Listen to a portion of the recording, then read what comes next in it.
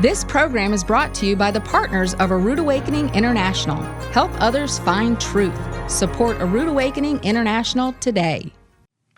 The Israelites had to contend with an Egyptian army and a barren wilderness in their Exodus. The greater Exodus will be much worse. Believers today are about to face an Antichrist and the mark of the beast. Yet, as Alan Aguirre explains, we have nothing to fear if we obey the rules of engagement. Get ready, because it's the end of the sixth day, the sun is set, and this is Shabbat Night Live.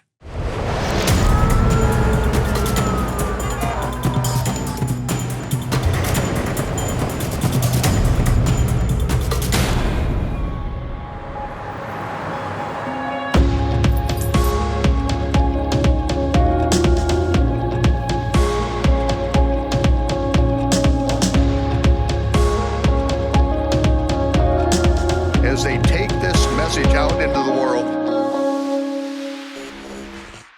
Well, Shabbat Shalom, Torah fans. Welcome to Shabbat Night Live with Michael Rood. The pattern has been set in prophecy. What happened to Israel will happen to us. Watch it. But are we prepared for our own greater Exodus? Fortunately, we have a field manual to guide us. Alan Aguirre presents his End Time Field Manual tonight on the first episode of How to Navigate the Greater Exodus. But first, let's see where we are on the astronomically and agriculturally corrected biblical Hebrew calendar. It is officially Yom Kippur. So welcome to Yom Kippur, the Day of Atonement. This is when Yeshua did the transfiguration on the top of the mountain.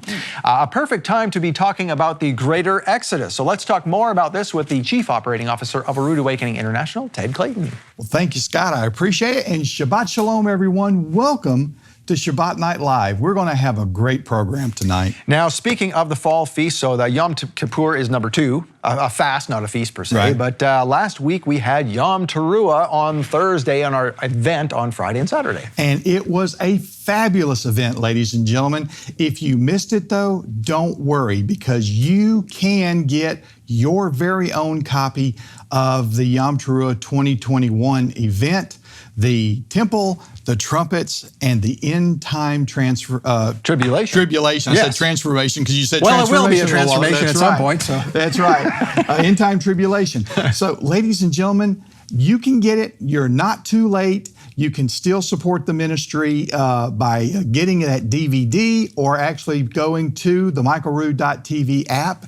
And Scott, tell us how they can do both of those things. Okay, so you go to michaelrood.tv to get to the app, and you can sign up for 2 weeks for free. Yeah. And then after that, it's a very, very affordable amount after that, so you can have access to all things Michael Rood I there. think it's like $9.99. Yeah, Is that very, very correct? affordable per month. And it's Yeah. basically 33 cents a day, ladies and gentlemen. Wow. 33 cents a day to see all of the great teachings from Michael Rood. If you haven't joined the michaelrood.tv app, it's simple, it's great, and you need to do it today. Yeah, and that's actually where we have, that's the only place. Yes. Well, actually, there's 2 Well, places. the where you can DVD, get it. yeah. The DVD, you can get this special teaching that was not broadcast at Yom Teruah. This was a special conversation we had with That's right. Dr. Vladimir Zelenko about the pandemic. So obviously we wanted to keep that kind of on the down low. So that is going to be only on the app and only on the DVD. Now, speaking of the DVD, so you can get the DVD at the information at the bottom of your screen there. Very simple to order as usual, and it will be ready on September 27th. So right now you are pre-ordering, and we'll have it for you in about 17 days here, or 10 days, right? That's right. Yeah. Now, Scott, okay, there's a lot of people out there that don't understand Yom Kippur, the Okay. Day of Atonement. Can Yes. you help explain to our guests out there, what is Yom Kippur? What does it really mean? And what is the Day of Atonement? Okay, so the Day of Atonement, first of all, we said that this was the this is when Yeshua performed the Transfiguration. It's in the feast season, but it's really a fast. So Yes. it's really the one commanded fast day. And even there's some debate around that, whether afflict your souls, as it says in the Bible, really means fasting. So it's not, like I said, it's not a feast per se, but a fast. So on Yom Kippur, we are told to do no work whatsoever. So that is the main thing. This is the day that absolutely no work. I mean, every high Sabbath is like that, but this one especially, no work at all. And to afflict your souls or deny yourselves. This is most often taken to mean fasting, like we were saying, or not eating. Some people who observe Yom Kippur do not eat or drink from sunset to sunset, because that's when the Hebrew day is, right? It Right. starts on sunset, like basically right now, through sunset 24 hours from now.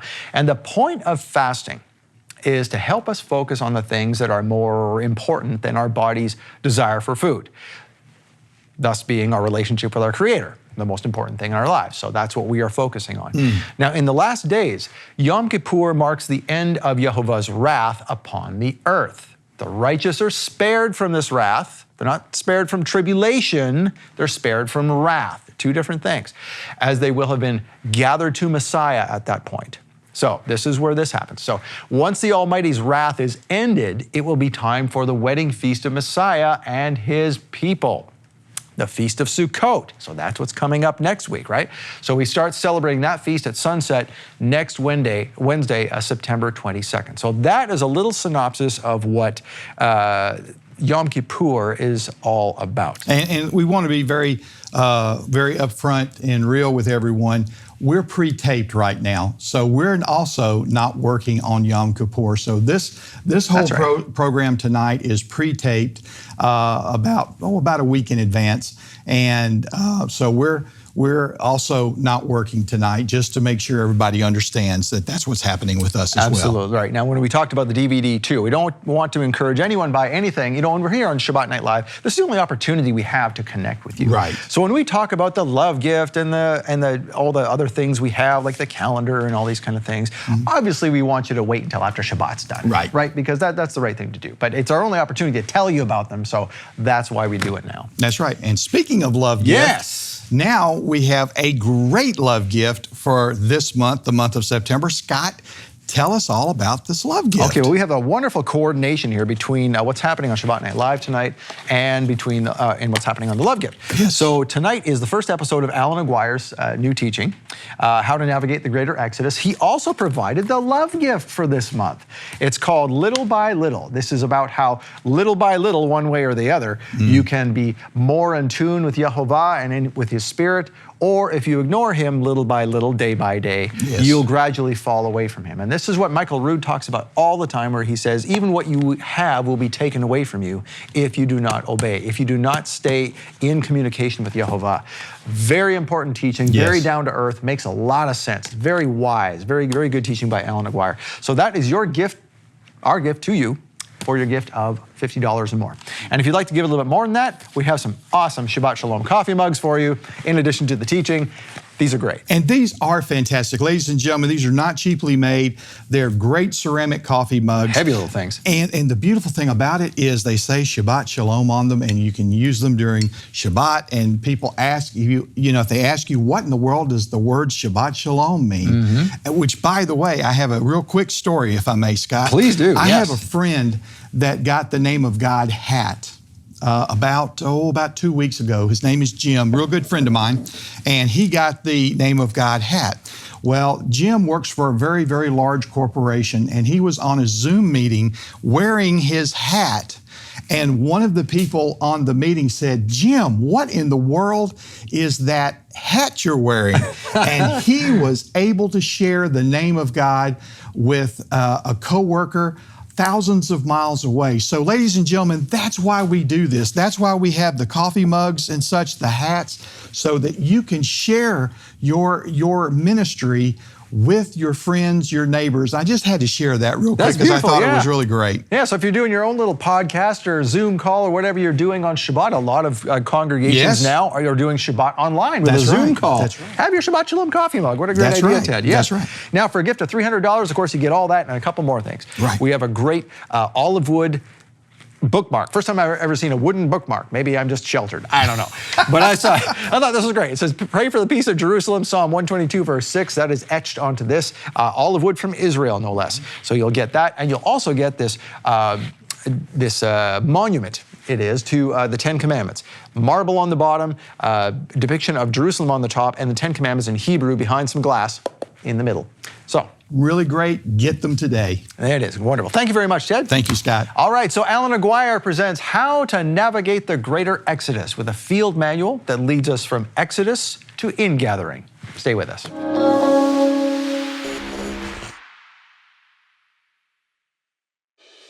If you're waiting for the right moment to change your life, you're going to be waiting until it's too late. In this month's Love Gift teaching, Little by Little, Alan Aguirre reveals how the perfect plan of the Almighty is achieved through obedience in every moment of every day. Transformed by what? The renewing of your mind. It's like it's all in there. All we have to do is do it, submit to it and do it, and cooperate with the process. Right. Little by little, we'll challenge you to re-examine the busyness of life and take time for the important things that will build an impenetrable fortress of faith when difficulties arise. But the only way to watch it is to receive it as our gift. Donate a $50 love gift and we'll send you Little by Little with Alan Aguirre on DVD or Blu-ray. Or for a donation of $100, we'll send you Little by Little plus a pair of ceramic Shabbat Shalom coffee mugs, the perfect complement to your Torah study.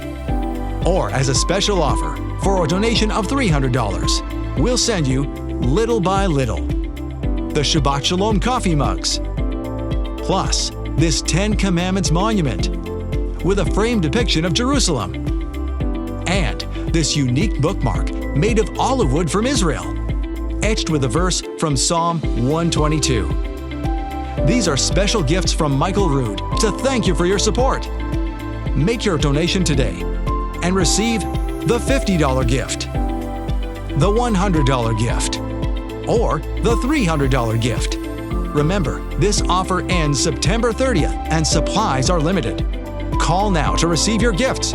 888-766-3610. That's 888-766-3610. Or get your gifts online at monthlylovegift.com.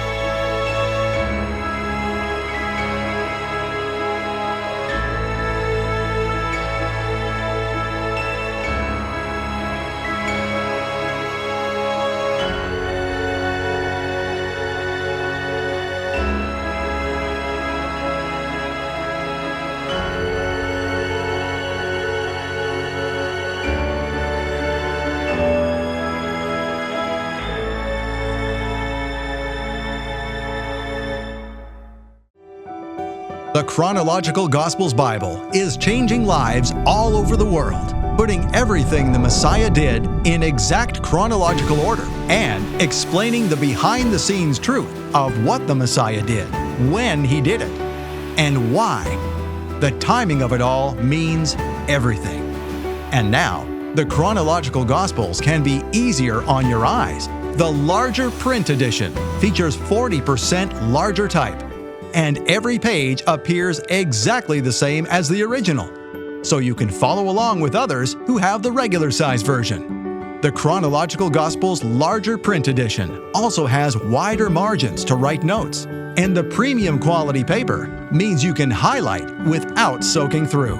Plus, the larger print edition lies flat, so you can teach without having to hold the book open. The Chronological Gospels larger print edition is a big and beautiful coffee table book, measuring a full 12 inches tall and 9 inches wide. Study the Bible with clarity and ease. I love the size of this book. This is 9 by 12. The paper is perfect because it doesn't bleed through when I write on it. I can mark it up, and I always make notes in all my Bibles. Everything is the same place as it is on the smaller version, and I can just stand back and I can teach from it, and it's the perfect size. I pray thee, of whom speaks this prophet? Order the Chronological Gospels larger print edition by phone or online. You'll get 40% larger type than the original. Call 800-788-7887. That's 800-788-7887. Or get the Chronological Gospels Bible larger print edition online at aroodawakening.tv/large.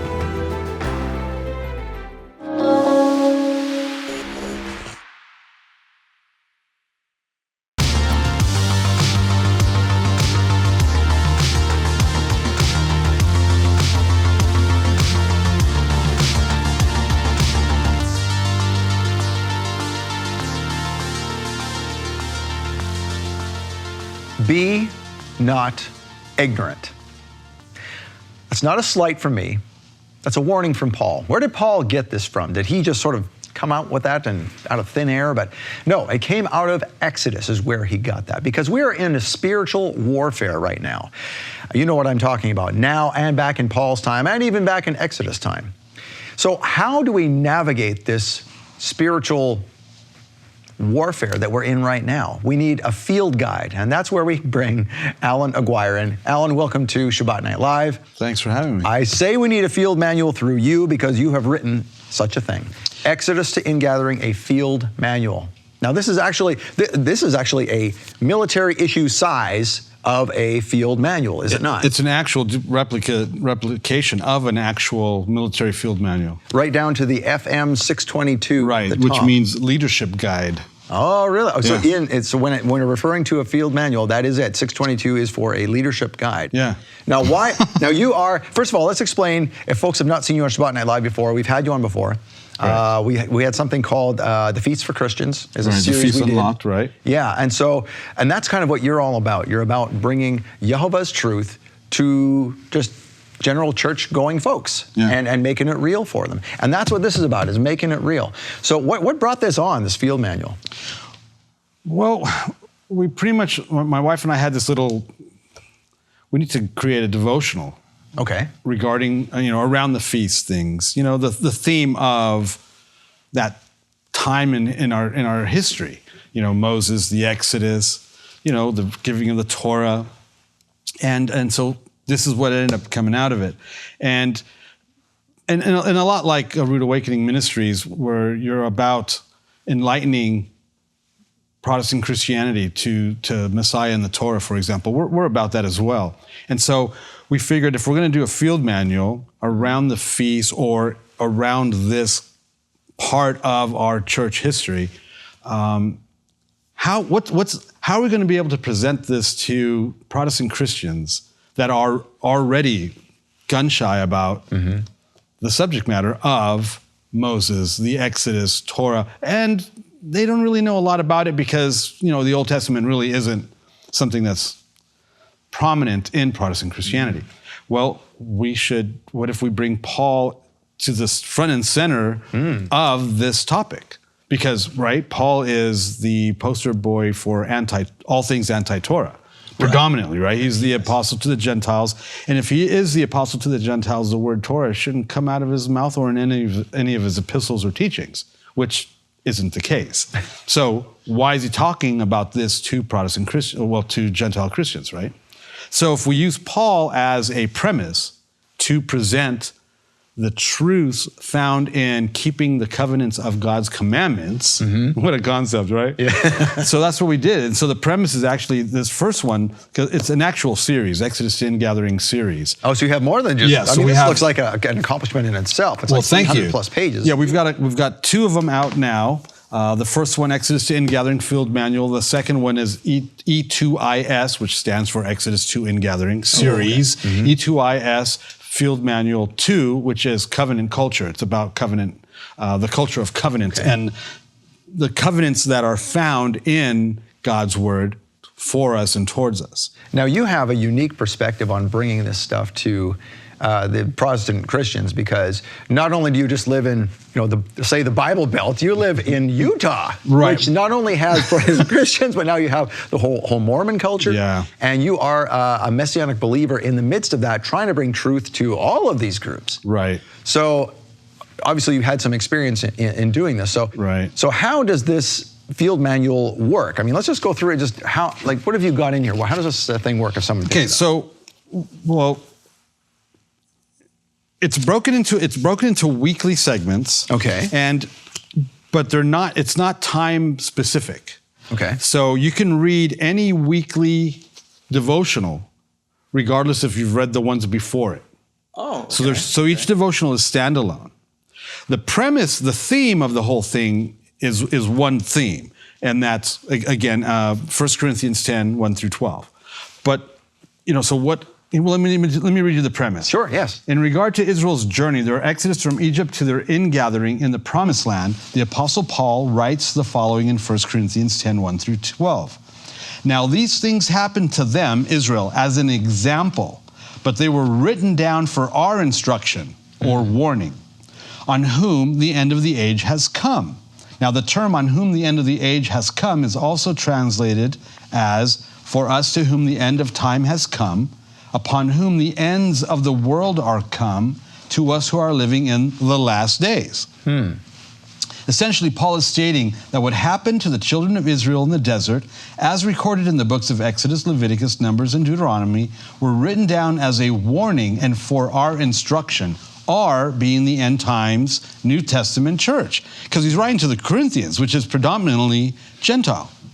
The Message Bible, and this is the first time I've ever quoted the Message Bible in my life. It has its moments. Right. It puts verse 11 like this.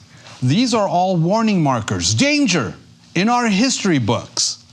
Written down so that we don't repeat their mistakes. Wow. Our positions in the story are parallel. They at the beginning, we at the end, and we are just as capable of messing it up as they were. And I'm like, wow. That does bring it out, doesn't it? Right? Written down so that we don't repeat their mistakes. Their mistakes cost them their lives, physically and spiritually. In fact, Paul says in verse 5 that with most of them, God was not pleased, and they never made it to their prophetic destiny, their prophetic inheritance, the promised land. So what happened in the desert? What is Paul talking about?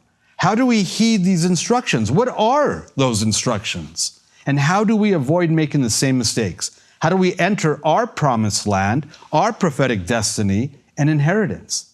That's the amazing journey on which we're about to embark. Wow. Right? Now, these are concepts absolutely completely foreign to Protestant Christianity.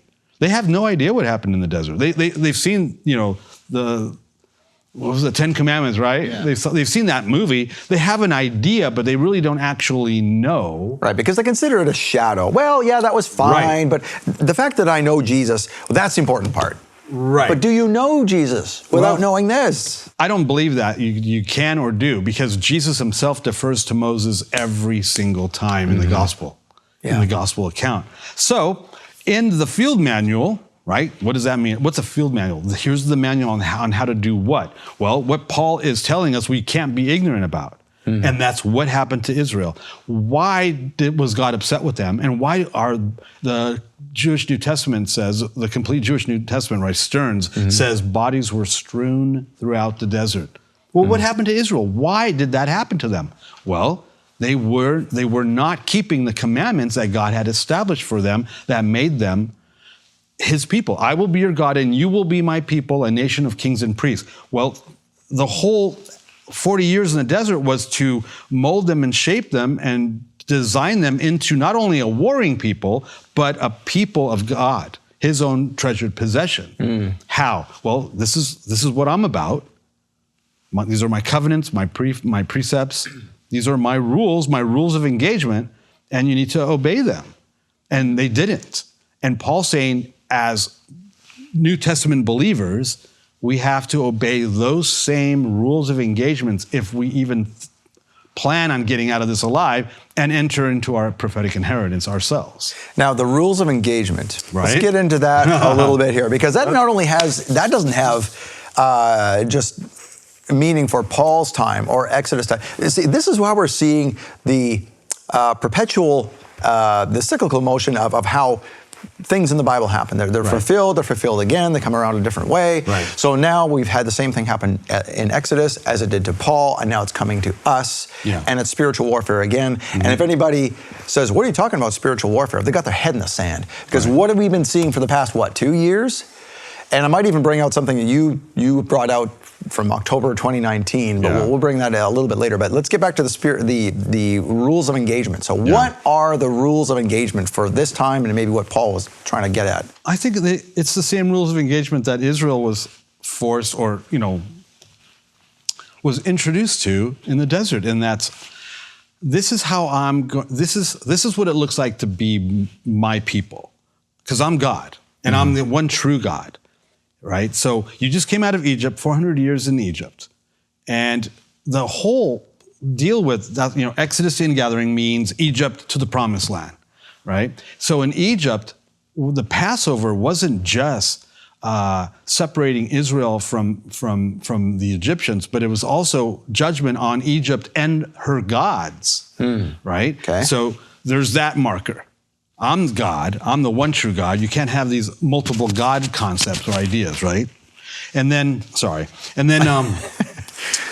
and then this is how you live that life of obedience towards me. So we have differentiation. The markers are, for example, keeping the Sabbath, right? Trusting in God for your provision, right? They leave Egypt with all their wealth and nowhere to spend it. Interesting, yes. And, right, so they can't buy food, and they're complaining, we have no food or water. You would think, well, that's a reasonable thing. But yes, if you didn't already see what God just did in front of you in Egypt, the 10 plagues, and then, ending with the whole angel of death, right? And separating Israel, not even a dog would bark or growl at them, right? Then why aren't you going to trust me now that I've got you out of there and you just watch the Egyptian army get destroyed? I will provide the water and the food. But what do we do as humans? We immediately revert to our flesh, not our spiritual mindset. That's where the spiritual war kicks in, right? And so, trust me that I'm going to provide for you. Manna was a test from the beginning, and they failed that test as soon as it was given to them, right? And then you've got the guy gathering sticks on the Sabbath. Don't take more than you need, and they did, and it stunk the manna, right? Gather twice for the Sabbath. Don't go gather on the Sabbath, and they're out there looking for it. They just wouldn't. The only time, the most significant and probably the last time Israel obeyed was don't leave your home the night of the Passover. And they did. They corporately obeyed that. After that, it's not so good. Rules of engagement. Keeping the Sabbath, and because they wouldn't obey, right, then they added tassels to it, right? To remind you to what? Keep the covenants and the commandments. And then it just keeps on and on and on. They're going to be they have to be transformed into a warring people because they're going to enter into the demonic hive, the demonic strain of humanity, the hive on the earth, the land of Canaan, with the Nephilim, the giants. And when they find out that that's really what's going on after the spies come back, they lost it. We want to go back to Egypt. We were better off there. We'd be better off to die in Egypt than to come out here because, again, rules of engagement. You need to approach me like this, and you need to walk like this. And you got to remember, here's the crazy thing. All their grumbling and complaining and disobedience and lawlessness and idolatry was all done right before God because he covered them during the day as a cloud and as a pillar of fire at night. He's like, I'm right here. And they're just like, no. Those rules of engagement are life and death, like Paul is saying. And even I think even more so today, because there's a word that I got last year, and that's what's coming is ancient. But we don't need to fear it because we serve the Ancient of Days. That's good. Yeah, and see, in this ancient stuff that's coming, whether it's Watcher stuff, Genesis 6 stuff, right? All those type of things, they're coming. Right? Revelation tells us that, Revelation 12, I believe it is. We don't need to fear it, but in order not to fear it and in order to be able to withstand what's coming spiritually, I mean, we have to have the discernment for an antichrist, a false prophet, and a beast system. And we've been taught as Christians to fear that, to fear the tribulation, to fear the antichrist, to fear the beast system and all that. But without that, we don't have Messiah's return. Right? Without an Ahab and a Jezebel, you don't have an Elijah. Good point. Right? Yeah. So we don't need to fear it, but we better have the discernment to know who's who and what's what. Right? Antichrist comes back with his mighty ones in the sky with signs and wonders. We need to have, if we're following the rules of engagement, walking in the Spirit, not in the flesh, for example, keeping his covenants, keeping his commandments, eating biblically, not allowing the things, it says that Noah was righteous in his generation. His DNA was intact, for example. these things have to come into play in order for us to be found righteous in our generation, in my opinion. And I see that in the biblical account, both Old and New Testaments, in both sides of that. You know, I see that where you say that, you know, Paul is mentioning to the Egyptians, or mentioning about Egypt, that is, so that even if somebody today said, well, that's all fine and good, Alan, but those rules of engagement went away when Yeshua nailed them all to the cross. But that's not true, especially if we just pay attention. Right. Look at what Paul said in Corinthians, which is long after Yeshua died and was resurrected, and that these things still apply. It almost reminds me of, we were talking on the car on the way here about how to pray and how, I see this in the health field, where people aren't, until they're desperate, they don't change. Yeah. So the Christian church is asleep because they're not desperate. They're just, but that's dangerous because they're falling into things that we see along the way here in the world, which everybody knows what we're talking about. And they're just following along, not thinking for themselves, going, wait, this is a trap. And secondly, when we talk about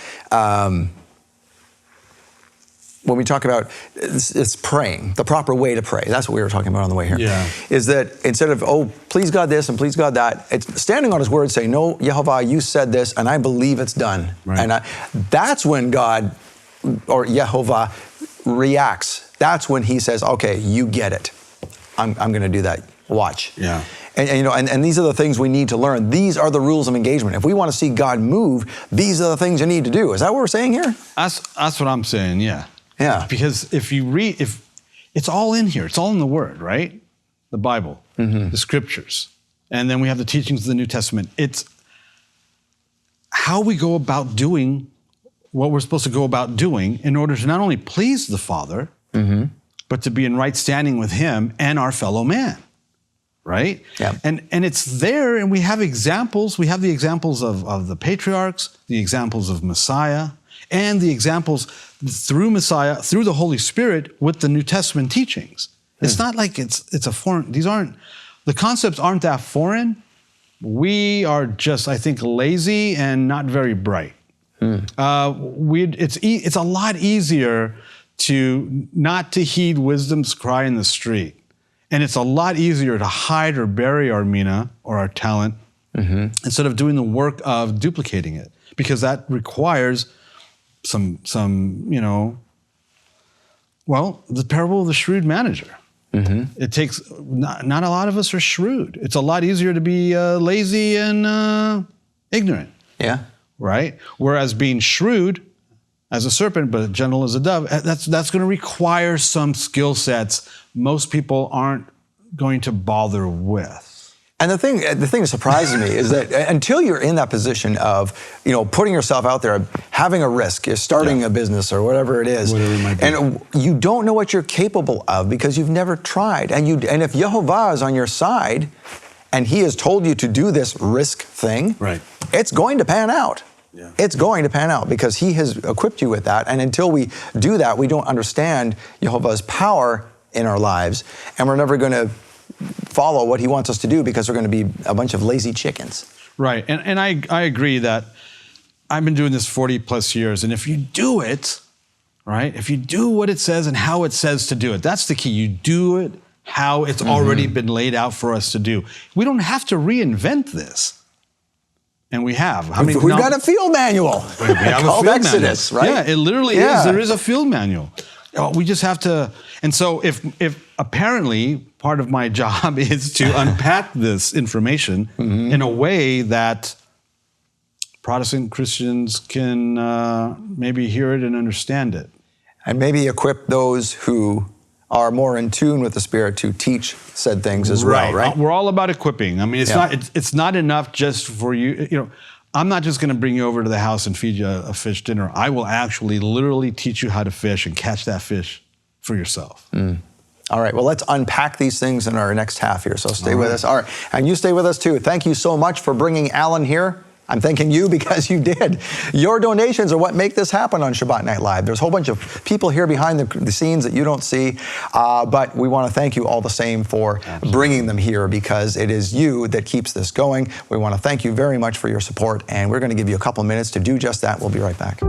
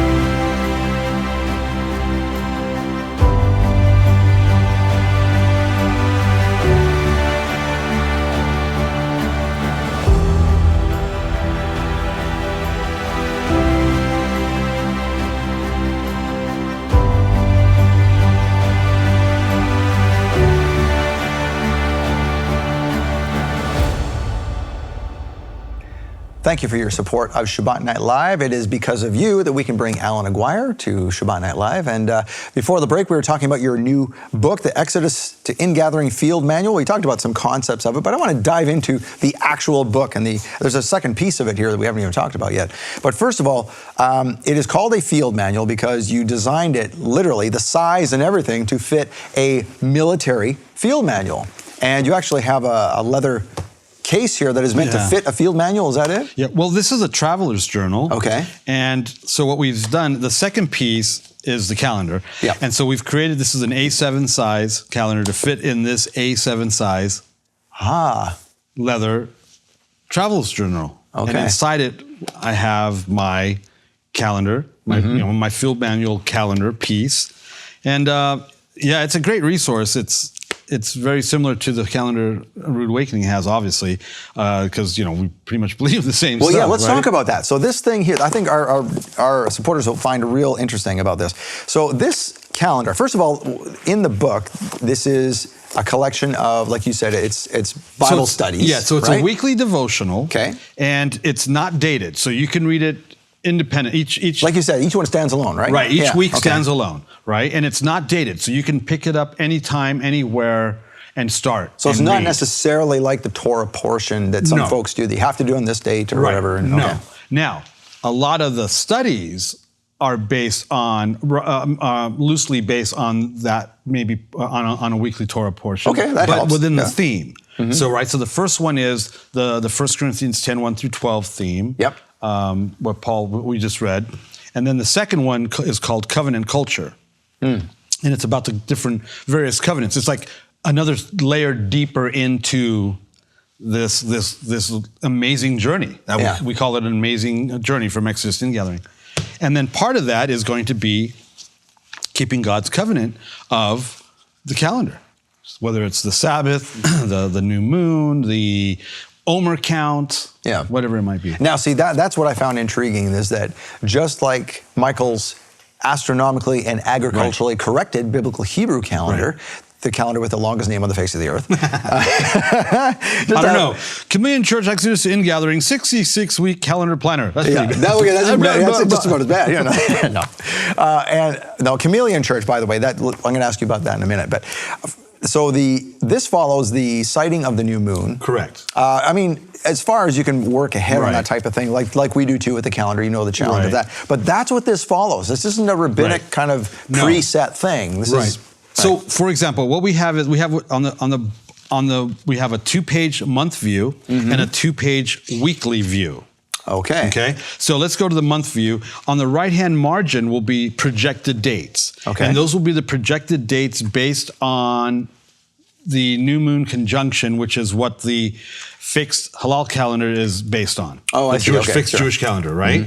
So, for example, the 10th day of the new moon, for example, in July, is the projected new moon, right? So then we alert everybody, okay, the new moon's coming up. Be looking for the visible crescent in your area, right? Okay. And it's it's usually within 24 to 72 hours of that date. So we know that we're looking on the 10th. So right next to every date of the Gregorian is a space for you to actually write in the biblical dates. So it is adjustable. Yes. So then let's say the 10th shows up and 2 days later we see the visible crescent. So on the 12th you have the space to write 01. Perfect. And it tells you also what biblical month it is that's coming up. Love that. That you're in and going to, right? 4th month, 5th month. And so you can track that way. And then we have hard-coded everything we could possibly hard-code. Sabbath, every Sabbath. The counting of the Omer, you can pretty much hard-code that. And so we have the hard-coded counting of the Omer, both in the month view and the weekly view. What day in the weekly view and what week in the month view. Now, the weekly view has some lines on it for every day. So what's the purpose there? What are we doing in those lines? It's a real-life calendar planner. Oh, okay. Right? So you can write down the stuff that you need to do. You have a to-do list that you can check off. All right. A section for notes. Notes from your Bible study that you have in the other man? Well, how about that?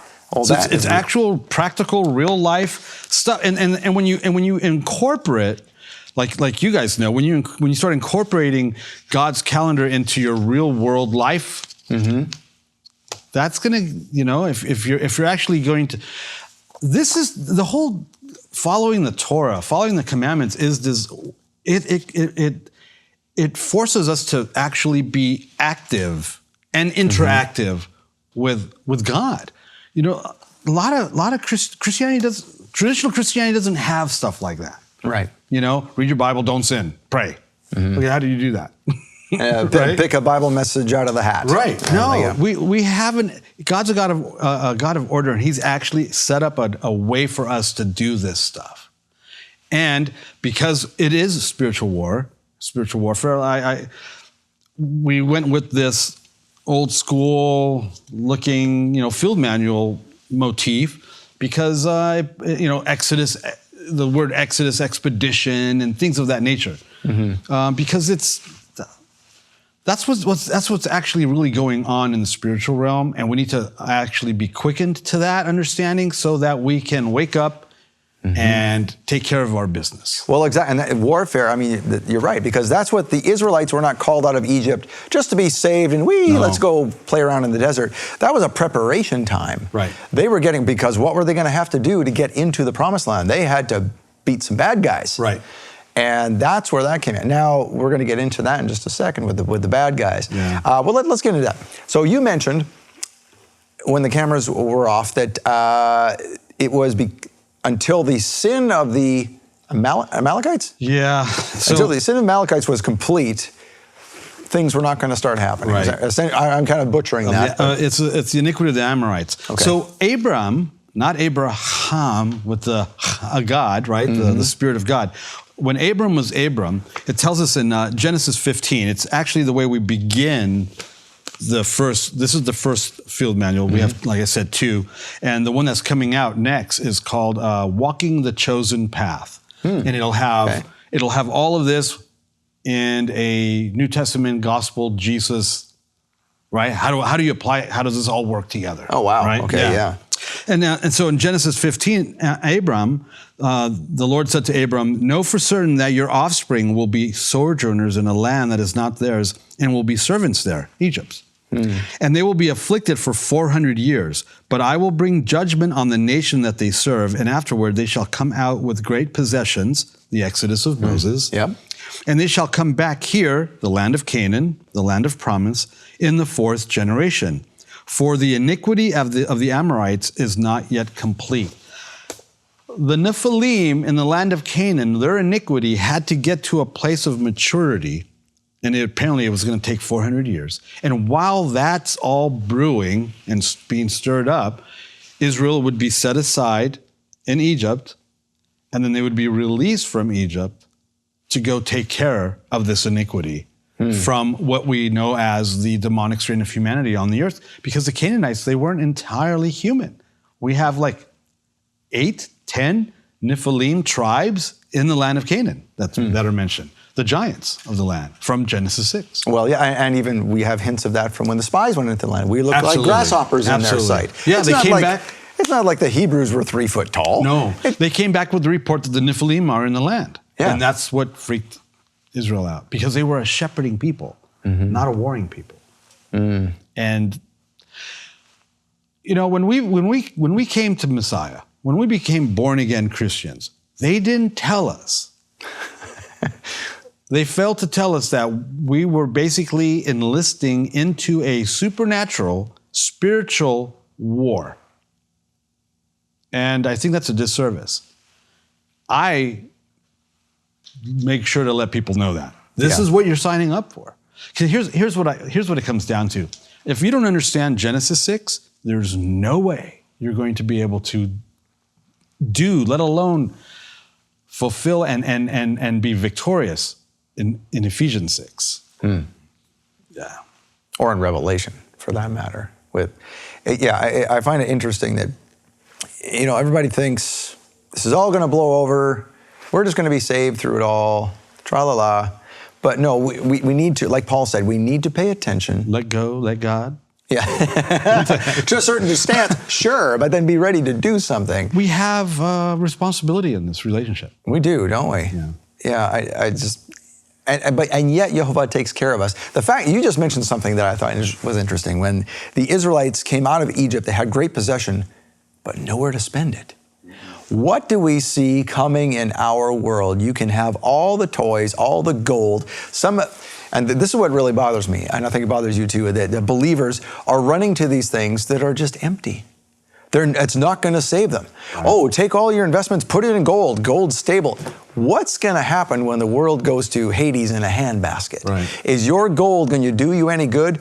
I can tell you right now it's not, because it didn't do the Israelites any good when they left and were in the middle of the desert with no food. Right. We're still going to have to depend on Yehovah for certain things, but we need to have the faith to believe that he will provide. And the discernment, because it's so easy for us to believe in a Korah instead of a Moses. Because Moses is God's man. And he's doing things a certain way. He's doing it God's way, the way God's explaining it and showing him.